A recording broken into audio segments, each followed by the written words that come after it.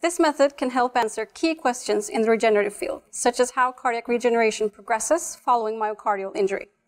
The main advantage of this technique is that it provides high-resolution, non-invasive, and repeatable evaluation of cardiac function in the axolotl. Additionally, this method can also be applied to other amphibian model organisms, such as newts and xenophis.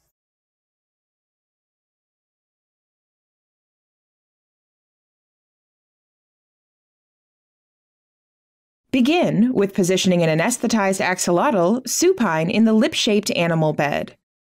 When the medium gets added, the animal will float, so it must be secured with loose rubber bands.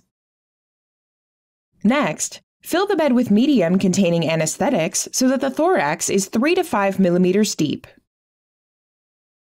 If only using B mode, color Doppler mode, and pulse wave Doppler mode data, then the axolotl can be alert for this procedure.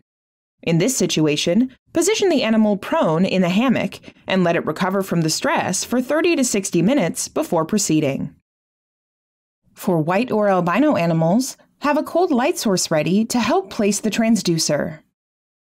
For a transducer, use either a 40 or 50 Hz model depending on the animal's mass. Then, prepare the transducer ultrasound gel and proceed with collecting data.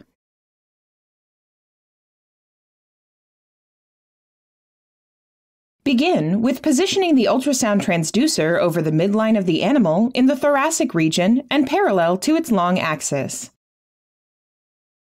A small portion of the ventricle, positioned to the right in the thoracic cavity, should appear in frame at the ventricular diastole. A large portion of both atria should also be visible, as should the sinus venosus.